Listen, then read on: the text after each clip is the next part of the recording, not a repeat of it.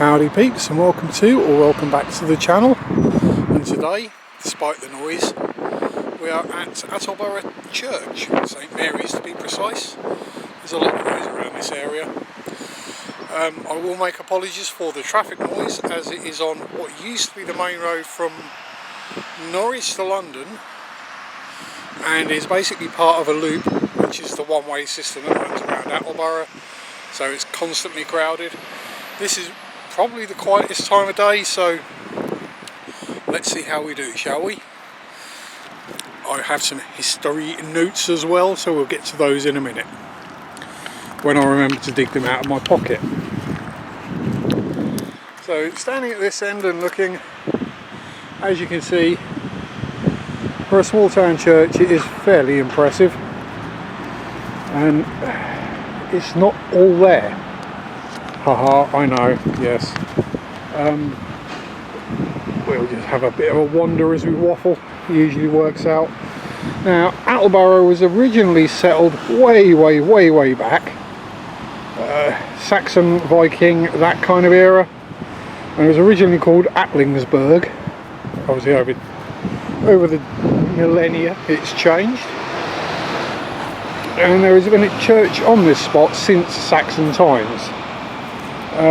Originally it was built in the Norman period with extensive upgrades and changes, which mean that the majority of the church now is actually 14th century. The tower itself was built in the 11th century and heightened in the 13th. The east end of the college was used by the College of the Holy... The east end of the church, sorry, was used by the College of the Holy Cross. Here's a quick scan over the newer graves. Used by the College of the Holy Cross, sorry, from 1400 until the dissolution of the monasteries in 1540. Now, what we have here are rows and rows of ye olde gravestones. As you can see, they're all 1800s, so, or even earlier than that. Some of the ones you can't read are a lot older. The reason being they've all been moved to open up the area around to make it more of a kind of park type feel to it. I'm not actually sure. I'm guessing the bodies are still underneath, so at any point we're walking across someone's grave, which I do apologise for. So we're looking, we got 1835, 1836, 55, going all the way around, and some of these we just won't be able to read at all. So they're that old. So back to the dissolution in 1540. Right, in 2001 there was an excavation.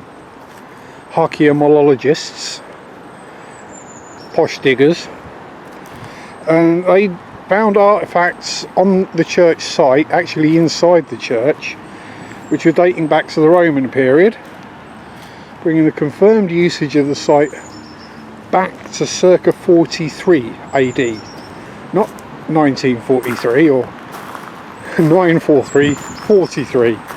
So we're on a 2,000-year-old site basically. The famous St Edmund of Bury St Edmunds, he spent a year here studying with the scholars, the monks, whoever, back in 856, before his coronation, or whatever they call it for being a saint, sanctification, I don't know, beatification. Now the tower did have a spire. It was said to be the tallest in the area. Unfortunately it collapsed around the 1700s. Now, yeah, that is kind of a thing that happens. I mean, you can see if you look at the, I say brickwork, flint and mortar, as is the case around here, you can see where the expansions have occurred. Well, we have a roof line, what used to be a roof line over there. You can see how, where the tower was expanded up from. Some more modern repairs. And here we have, I think, I'll just quick scan across this because it is current and in use. It is a local memorial type graveyard for those who have been cremated, let's put it that way, shall we? Let's be polite about these things while we're here. Now, as we wander around, we do have lots and lots of extremely old stones.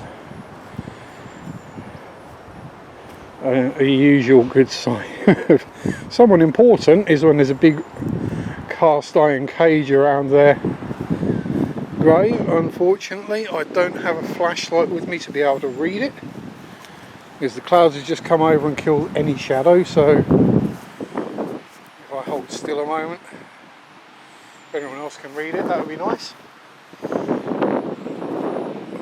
And again, we're going way back to for certain countries or countries. There's a lot of names I'm seeing on the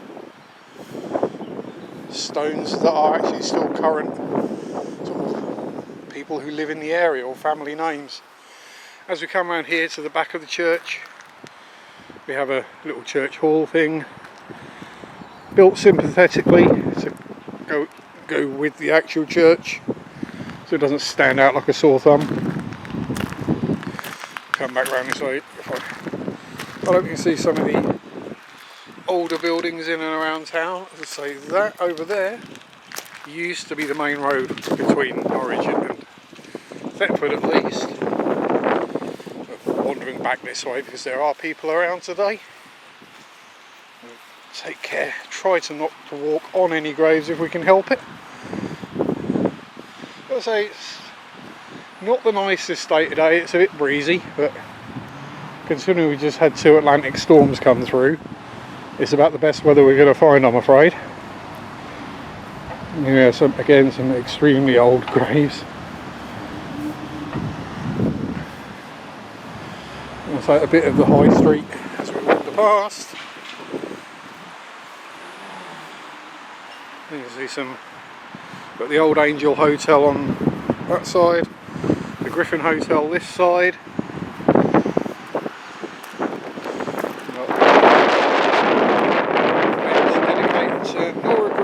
Headmistress of Attleborough County Primary School from 31 to 63. It's always nice to see these kind of things.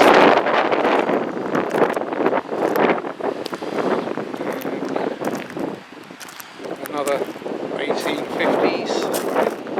Show those kind of graves, no worries without upsetting people. And here we are at the front of the church, which the clock.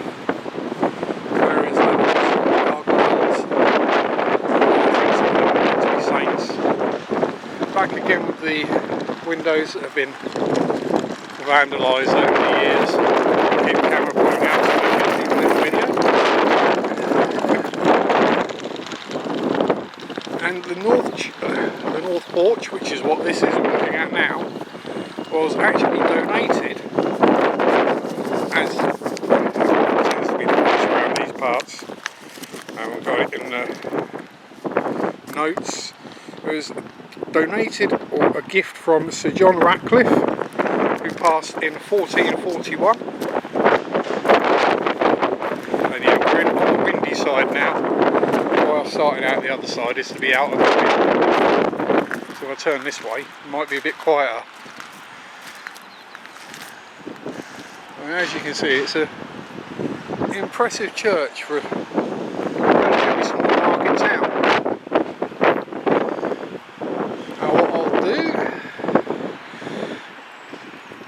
Carry on wandering around, I think, having a waffle. So we have a side entrance which brings you up to the second story. I'm guessing that's quite a tight staircase up there. A bit breezy as well, likely. Then we come around here and we're trying not to film the old people's home. So that's north, this will be the west end. aren't any West End girls down here, don't worry about it. Sorry, Pet Shop Boys joke. And there weren't, well, there was technically an East End boy up the other end. That'd be me. So there we go. Attleborough Church of, I think, the Blessed Mary rather than the Virgin. Not entirely sure. Finding the history online was a bit tricky. Oh, that's pretty. So if we, obviously I'm having trouble due to sunlight, etc., being able to see what I'm actually filming, so we zoom in on the statuary. So we the stones down here as part of the walkway, as it were. Obviously I'm pretty sure the bodies aren't underneath here. Back to 1808. So I know there are earlier graves here, but I didn't spend a huge amount of time finding graves, even if they're really old ones, and then trying to figure out where they are. And so around here we got basically a little memorial garden place for people to sit. It's nicely lit up at night as well. Well, up until a certain point when they turn the lights off, because, you know. And we have a sundial without any actual sticky uppy bits, so I'm not entirely sure how it works. Oh, let's see what it says. Turn your face to the sun and the shadows will fall behind you. Okay, kind of poetic, but doesn't help you tell the time. Guessing you just have to stick something in one of the holes in the middle and it'll tell you where the time is. But considering there's a lovely old clock on the building, we won't worry about that too much. Anyway, I may see if I can do some filming inside the church. Again, it's one of those things that can be tricky. Permissions, people around. Obviously if people are praying or anything like that, you have to be like silent, so you can't really do it, but there we go. We'll go back to Ugly Mug Face Cam. If you wanted to know the details about what and when it's open. So, back to Ugly Mug time. So, thank you very much for watching. Hope you've enjoyed and maybe learned something. See a bit more of my hometown. Peace out. Enjoy your hobbies from a blowy Attleborough. Bye bye.